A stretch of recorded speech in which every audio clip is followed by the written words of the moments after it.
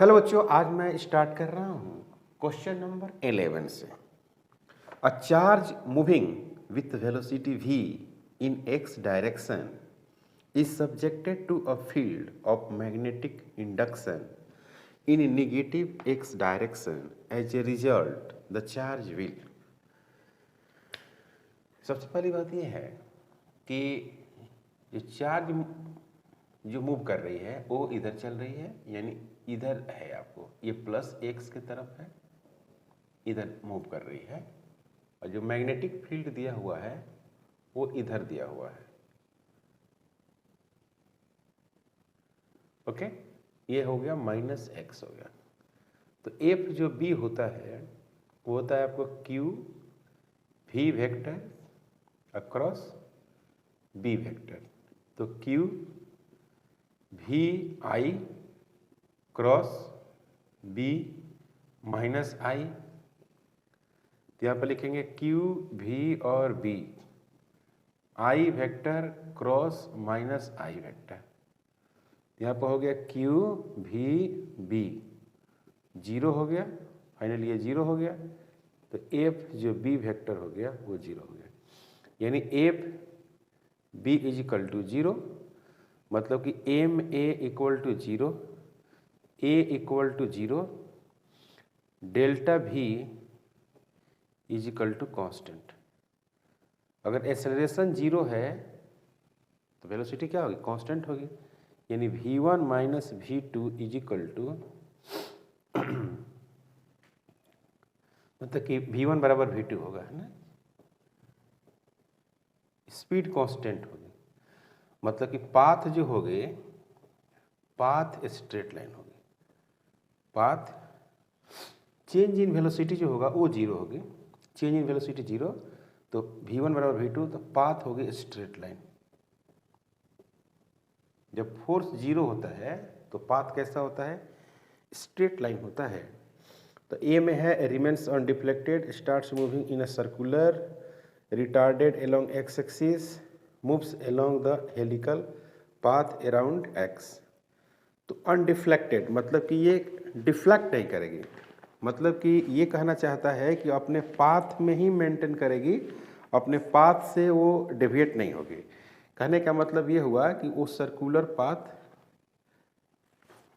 नहीं बनाएगी, है ना, इस डायरेक्शन में नहीं जाएगी। आंसर क्या हो गया? ए हो गया बच्चों। इसका आंसर यहाँ पर लिखेंगे तो ए लिख देंगे। क्लियर? क्वेश्चन नंबर 12, करे कि straight wire of length 0.5 metre and carrying current of 1.2 ampere is placed in uniform magnetic field induction 2 Tesla. The magnetic field is perpendicular to the length of the wire. The force, ठीक है, इस तरह से current carrying wire है और इसी current है, current wire हो, और इसकी लंबाई भी दिया हुआ है, और मैग्नेटिक फील्ड इस पे क्या है? परपेंडिकुलर है, बी हो गया। तो फोर्स भी क्या लगेगा? इसी पे परपेंडिकुलर लगेगा। तीनों एक दूसरे पर क्या होते हैं? परपेंडिकुलर होते हैं। मतलब कि डीएल वेक्टर का मतलब हो गया करंट का जो डायरेक्शन होती है। परपेंडिकुलर बी, परपेंडिकुलर क्या है? एफ बी, इस तरह से होता है। तो एफ जो बी होगा वो हो गया आई एल बी, और साइन कितना होगा बच्चों? 90। तो आई एल और बी, ये हो गया आपको F B, equation number first. तो जो आई का वैल्यूज है, I is equal to 1.2 ampere दिया हुआ है। ओके, एल इक्वल टू जो दिया हुआ है वो 0.5 मीटर दिया हुआ है, और बी इक्वल टू दिया हुआ है बच्चों 2 टेस्ला। 2 टेस्ला तो यहाँ पुट करेंगे तो एफ जो बी होगा 1.2 होगा, एल का वैल्यू 0.5 होगा, और बी का वैल्यू कितना होगा? 2 होगा। तो ये हो जाएगा 1.2 न्यूटन, और यही हो गया answer. F B is equal to 1.2 newton, मतलब कि answer B correct. Question number 13, ionized hydrogen atom and alpha particles with same momenta enter perpendicular to the constant magnetic field B. The ratio of their radii of R hydrogen and R alpha is. सबसे पहली बात कि uniform जो magnetic field perpendicular होता है, V perpendicular जब B होता है तो एक फार्मूला लिखते हैं आप कि जो सेंट्रिपिटल फोर्स होता है वो मैग्नेटिक फोर्स को क्या करता है, बैलेंस करता है। यानी एम वी का स्क्वायर डिवाइडेड बटे R is equal to Q v और बी। तो ये भी से एक भी कट जाएगा, तो M v is equal to बटे R is equal to Q और बी। तो आर इज इक्वल टू होता है एम इंटू वी डिवाइडेड बटे क्यू इंटू बी। इसको लिखेंगे R is equal to p divided बटे Q into B. P momentum है, पी क्या है बच्चों, मोमेंटम, और बी क्या है, बी कांस्टेंट है। तो मोमेंटम भी कांस्टेंट है, ये भी कांस्टेंट है। तो आर क्या हो गया, इन्वर्सली प्रोपोर्शनल क्या हो गया, क्यू हो गया। तो आर हाइड्रोजन डिवाइडेड बटे क्या, आर अल्फा। यहाँ पर क्या लिखेंगे, क्यू अल्फा डिवाइडेड बटे क्यू हाइड्रोजन। तो क्यू अल्फा कितना होता है, 2 टाइम्स चार्ज ऑफ प्रोटॉन होता है, हाइड्रोजन का क्या होता है, चार्ज ऑफ प्रोटॉन के बराबर होता है। तो R hydrogen ratio R alpha is equal to 2:1, यही हो गया आंसर। और ऑप्शन देखेंगे तो आपको बी मिलेगा। पुट आउट क्वेश्चन नंबर 14, कह रहा है कि a proton and alpha particles both enter a region of uniform magnetic field B moving in a right angle to the field B if the radius of the circular orbit for both the particle is equal. The kinetic energy acquired by the proton is 1 mega electron volt. Energy required by the alpha particle will be. सबसे पहली बात यहाँ पर ये है कि एक तो प्रोटॉन है, एक प्रोटॉन है, और दूसरा क्या है, अल्फा पार्टिकल है। ठीक है, अल्फा पार्टिकल हो गया। तो इसका जो चार्ज होगा क्यू प्रोटॉन का वो ई होगा, और इसका जो होगा क्यू अल्फा वो 2 इंटू ई होगा। ये आपको जानकारी मालूम होनी चाहिए। यहाँ पर एम प्रोटॉन एम है, तो यहाँ पर एम अल्फा जो है वो कितना है, 4 टाइम्स एम है। ये मालूम होनी चाहिए आपको। सवाल ये है यहाँ पर कि आर जो प्रोटॉन है और आर जो अल्फा है वो सेम है, और जो भी है वो बी पे क्या है, परपेंडिकुलर है। तो जब भी बी पे परपेंडिकुलर होती है तो एक जानकारी आपको मालूम होनी चाहिए। एक और बात है यहाँ पर कि काइनेटिक एनर्जी आपको दिया हुआ है, काइनेटिक एनर्जी प्रोटॉन का दिया हुआ है, और कितना दिया हुआ है, 1 mega electron volt. 1 mega electron volt आपको दिया हुआ है। किसका दिया हुआ है, प्रोटॉन का। कोई क्लियर। तो ये परपेंडिकुलर तो क्या लिखते हैं आप, एम वी स्क्वायर डिवाइडेड बटे क्या लिखते हैं, R square is equal to M V square बटे आर लिखते हैं, क्यू भी और बी लिखते हैं। तो ये कैंसिल हो जाएगा। तो यहाँ पर क्या हो जाएगा, एम इंटू भी और क्यू बी और आर, ये हो गया। तो काइनेटिक जो एनर्जी है उसको क्या लिखिएगा, 1/2 एम और भी इसका स्क्वायर, ऐसे लिखेंगे। तो यहाँ से आप भी को कैलकुलेट कर लेंगे, भी को, तो क्या मिलेगा, क्यू बी आर डिवाइडेड बटे एम। तो kinetic energy is equal to 1/2 M रहेगा, और क्यू स्क्वायर बी स्क्वायर फिर आर स्क्वायर, आर का स्क्वायर रहेगा डिवाइडेड बटे एम स्क्वायर रहेगा। मतलब कि kinetic energy is equal to Q square B square R square divided by 2m, ये रहा।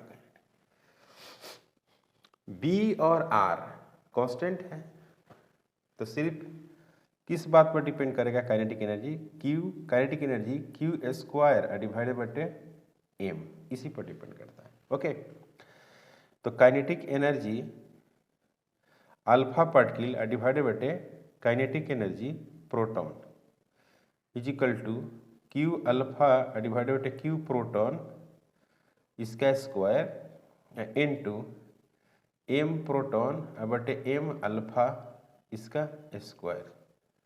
क्लियर? तो क्यू अल्फा कितना हो जाएगा 2 इंटू ई, सॉरी स्क्वायर नहीं रहेगा, ई इंटू ई इसका स्क्वायर इस तरह से होगा।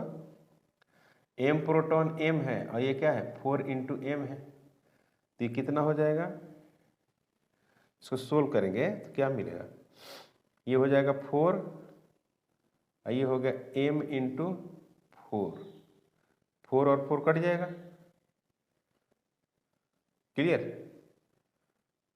ये कट जाएगा तो यहाँ पर क्या बच गया 1। तो kinetic energy alpha is equal to kinetic energy proton into कितना 1। तो kinetic energy alpha is equal to 1 mega electron volt.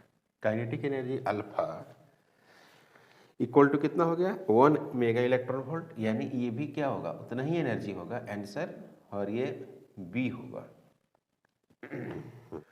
Question number 17, a particle of mass m, charge q and kinetic energy T enters in a transverse uniform magnetic field of induction B. After 3 seconds, the kinetic energy of the particle will be।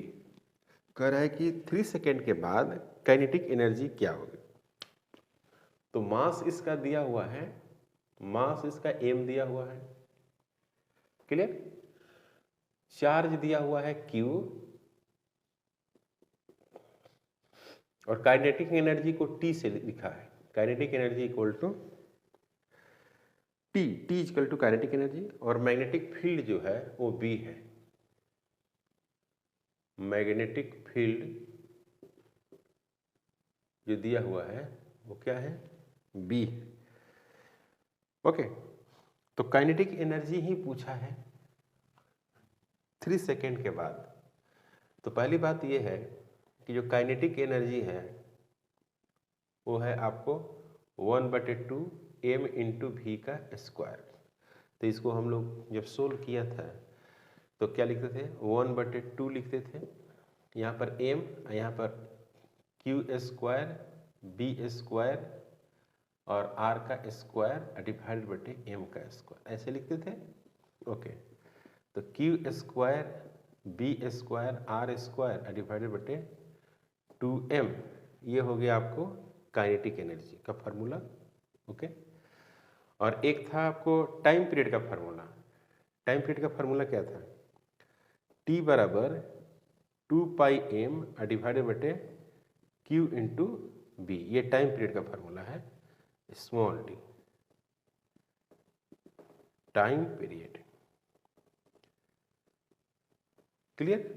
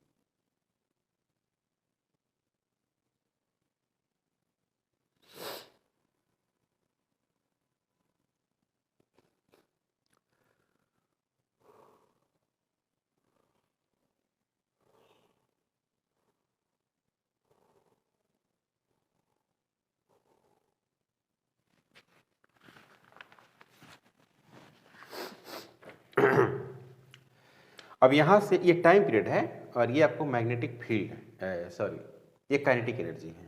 तो अब यहाँ से Q B बराबर निकाल लीजिए, Q B is equal to, आप क्या करते हैं इसको क्यू बराबर लिखिएगा 2 पाई एम डिवाइडेड बटे 2 पाई एम डिवाइडेड बटे टी लिख दीजिए, और क्यू का स्क्वायर और बी का स्क्वायर कर दीजिएगा तो 4 पाई का स्क्वायर एम का स्क्वायर डिवाइडेड बटे टी का स्क्वायर, ऐसे मिलेगा।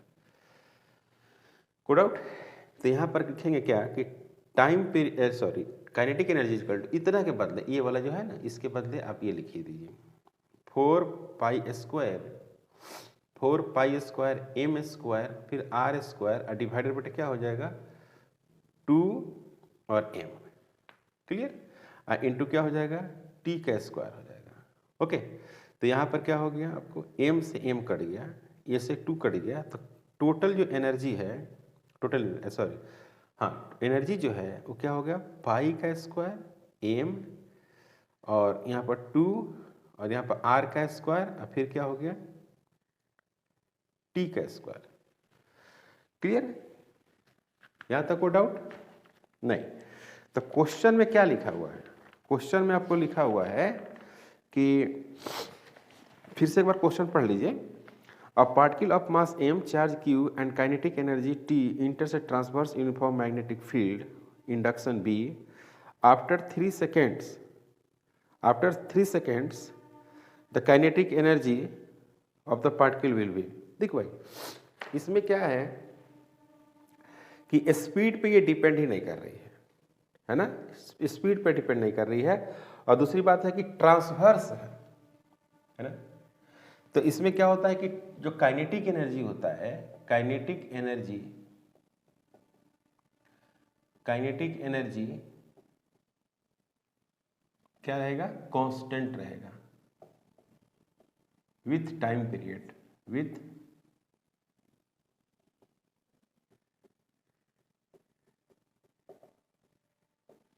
टाइम पीरियड काइनेटिक एनर्जी क्या रहेगी कांस्टेंट रहेगी क्योंकि मैग्नेटिक फील्ड क्या है कांस्टेंट है चार पार्टिकल भी क्या है कांस्टेंट है और इसमें स्पीड का कोई वेरिएशन है ही नहीं स्पीड से क्या है इंडिपेंडेंट है that is independent of speed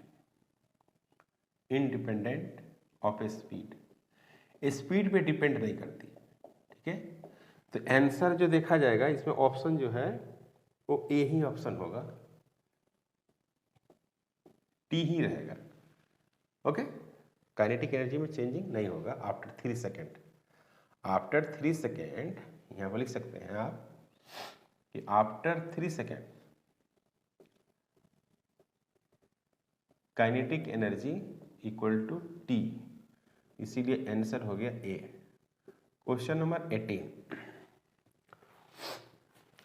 theoretical question है A charged particles moves through a magnetic field in direction perpendicular to it. Okay, when the मतलब कि जो V है वो क्या है B के परपेंडिकुलर होगा। ठीक है तो एम भी का स्क्वायर डिवाइडेड बटे R is equal to Q V और B होगा। तो यहाँ पर क्या लिखेंगे M into V is equal to Q B into R ऐसे रहेगा। क्लियर गुड आउट। तो ऑप्शन क्या क्या दिया हुआ देखिए और ये ऑप्शन में दिया हुआ है कि speed of the particles remains unchanged माने कि स्पीड जो है चेंज नहीं करेगा सिर्फ वेलोसिटी चेंज करती है बात तो सही है। बी में है कि direction of particle remains unchanged मैंने कह रहा है कि डायरेक्शन जो है पार्टिकल का चेंज नहीं करेगा बात गलत है क्योंकि डायरेक्शन जो है पार्टिकल का वो चेंज तो करेगा। सी में कह रहा है कि एक्सेलरेशन रिमेन्स अनचेंज्ड ये भी गलत है भाई वेलोसिटी जब डायरेक्शन चेंज करेगी एक्सेलरेशन चेंज करेगा वेलोसिटी रिमेन्स अनचेंज कह रहा है कि वेलोसिटी ये चेंज नहीं करेगा ये भी गलत बात है ना। तो ऑप्शन क्या है ए है। देखो भाई ये है वेलोसिटी तो हर पॉइंट पर डायरेक्शन तो वेलोसिटी का चेंज कर रहा है ना जी है कि नहीं। तो वेलोसिटी चेंज करेगी वेलोसिटी चेंज और वेलोसिटी चेंज क्यों करेगी क्योंकि डायरेक्शन क्या कर रही है चेंज कर रही है डायरेक्शन चेंज कर रहा है इसलिए वेलोसिटी चेंज कर रही है। और जब वेलोसिटी चेंज करेगी तो एक्सेलरेशन चेंज करेगा एक्सेलरेशन भी चेंज करेगा सेंट्रीपिटल एक्सेलरेशन होगा तो सेंट्रीपिटल एक्सेलरेशन का डायरेक्शन कहाँ होगा इधर होगा और कुछ देर के बाद कहाँ होगा इधर ना हो जाएगा फिर कुछ देर के बाद कहाँ होगा इधर हो जाएगा। तो डायरेक्शन हर जगह पर एक्सेलरेशन क्या कर रहा है अपना चेंज कर रहा है। ओनली स्पीड जो होगी ना वो कांस्टेंट होगी only speed of charge particle constant speed of charge particle constant, यानी ए इज कांस्टेंट। ऑप्शन अगर देखा जाए तो ए ऑप्शन करेक्ट होगा। Clear? Question number 19, N electrons having mass m and kinetic energy E enter uniform magnetic field B perpendicular to then its frequency will be। ये भी वही है कि V जो है वो परपेंडिकुलर है B पे, तो आपको पता है कि एम V का स्क्वायर डिवाइडेड बटे R is equal to Q V और B। तो ये हो गया, यहाँ पर हो गया क्या, एम V डिवाइडेड बटे R is equal to Q B। यहाँ पर क्या होगा, M V is equal to Q B और R, इस तरह से लिखेंगे हम लोग। तो V इज इक्वल टू क्या हो जाएगा, V इज इक्वल टू हो गया क्यू बी आर डिवाइडेड बटे एम। T इक्वल टू क्या हो गया, 2 पाई R डिवाइडेड बटे V, टाइम पीरियड हो गया। तो T equal to 2 pi R और V के बदले लिखेंगे क्या, लिखेंगे क्यू बी आर डिवाइडेड बटे एम, R से R कट जाएगा। तो T is equal to 2 pi M divided बटे क्यू और B। तो फ्रीक्वेंसी इज इक्वल टू जो लिखते हैं, ये फ्रीक्वेंसी है 1 बटे टाइम पीरियड।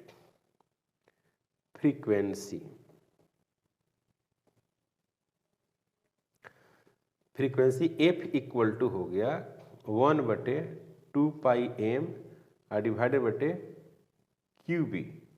तो F इक्वल टू हो गया क्यू बी डिवाइडेड बटे 2 पाई एम।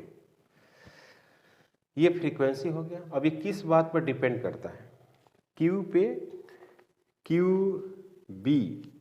तो Q के जगह पर क्या रखना है, Q के जगह पर E रखना है, इलेक्ट्रॉन है, और B 2 पाई और M। तो आंसर कहाँ मिला आपको, आंसर मिला आपको B आंसर सही है। क्लियर है? Question number 20, a charge having q बटे m equal to 10 to the power 8 coulomb per kg and with velocity v 3 into 10 to the power 5 meter per second enters into a uniform magnetic field b equal to 0.3 Tesla at an angle 30 degree with direction of field the radius of curvature। तो ये helix path वाला है। कौन सा path है बाबू, helix path वाला ये है, क्योंकि यहाँ पर थीटा आपको दे रखा है, थीटा इज इक्वल टू दिया हुआ है 30 डिग्री। तो V के जगह पर क्या लेंगे अब हम लोग, V परपेंडिकुलर लेंगे, है ना। V के जगह पर V परपेंडिकुलर, तो यहाँ पर लिखेंगे क्या, V और साइन 30, ये वाला यूज करेंगे हम लोग। मतलब कहने का मतलब है कि हम लोग लिखते हैं ना कि एम V स्क्वायर ऐसे लिखते हैं, एम भी इज इक्वल टू क्या लिखते हैं, क्यू बी और आर नहीं लिखते, आर। तो हमको रेडियस ही निकालना है, तो आर का मतलब यहाँ पर ये हो गया कि ये परपेंडिकुलर होना चाहिए। तो R is equal to M V perpendicular divided बटे क्यू, फिर हो गया बी। एम इक्वल टू दिया हुआ है, सॉरी यहाँ पर क्यू बटे एम दिया हुआ है, क्यू बटे एम मतलब कि ई बटे एम दिया हुआ है। यहाँ पर दिया हुआ है आपको ई बटे एम आपको है 10 to the power 8 कूलम पर केजी। V इक्वल टू दिया हुआ है 3 into 10 to the power, V equal to दिया हुआ है 5 मीटर पर सेकेंड। B इक्वल टू दिया हुआ है 0.3 टेस्ला। तो आपको रेडियस निकालना है, तो क्या होगा रेडियस, देखिए यहाँ पर लिख सकते हैं क्या, यहाँ पर लिख सकते हैं एम भी और साइन थीटा, और यहाँ पर लिखेंगे E इंटू बी। तो इसको नीचे लाइए, R इज इक्वल टू भी साइन थीटा डिवाइडेड बटे E बाई एम। इस तरह से कर सकते हैं कि नहीं, इसको इसी को ऐसे लिख सकते हैं, इंटू बी। तो यहाँ पर लिखेंगे R, भी का वैल्यू लिखते हैं, भी का 3 into 10 to the power 5 into sine theta, तो ये होगा क्या साइन 30 और डिवाइडेड बटे क्या होगा साइन 30 ई बटे एम, ई बटे एम मतलब कि 10 to the power 8 into B 0.3, तो आर हो गया यहाँ पर क्या होगा 3 into 10 to the power 5 into 1/2 divided बटे 10 टू द पावर 8 इंटू 0.3। इसको ऐसे भी लिख सकते हैं आप 3 और 10 टू द पावर 5 फिर 1/2 फिर यहाँ पर लिखेंगे 3 इंटू 10 टू द पावर 7। एक हटा दिया मैंने, ये कट गया, ये ऊपर चला जाएगा तो 10 टू द पावर -2 हो जाएगा, दिख रहा है। यहाँ पर 0.5 हो जाएगा, तो 0.5 into 10 to the power -2 metre, या इसी को लिख सकते हैं 0.5 सेंटीमीटर या 5 मिलीमीटर, इस तरह से आप लिख सकते हैं। तो यही आंसर है और इसका भी आंसर क्या है बी है। तो आज हम लोग जिस क्वेश्चन को सोल्व किए हैं वो 20 तक किए हैं और ये जो चैप्टर है मूविंग चार्जेज एंड मैग्नेटिज्म काफ़ी सिंपल चैप्टर है, मतलब कि इसके क्वेश्चन काफ़ी आसान होते हैं। आपको एक बात का ध्यान रखना है, डायरेक्शन डिटरमाइन करने आपको आनी चाहिए। बाकी जो क्वेश्चन होते हैं इसी तरह के होते हैं। फार्मूला इसमें है, फार्मूला कह सकते हैं आप, ज़्यादा फार्मूला है। अगर फार्मूला को आप रिवीजन करके और क्वेश्चन को ट्राई करते हैं तो आपके बहुत सारे क्वेश्चन बनेंगे। ओके, तो आज का लेक्चर हम लोग 20 पे जाकर स्टॉप करते हैं। मिलते हैं नेक्स्ट लेक्चर में। अगर आप हमारे चैनल पर नए हैं प्लीज़ सब्सक्राइब करें, शेयर करें। Thank you.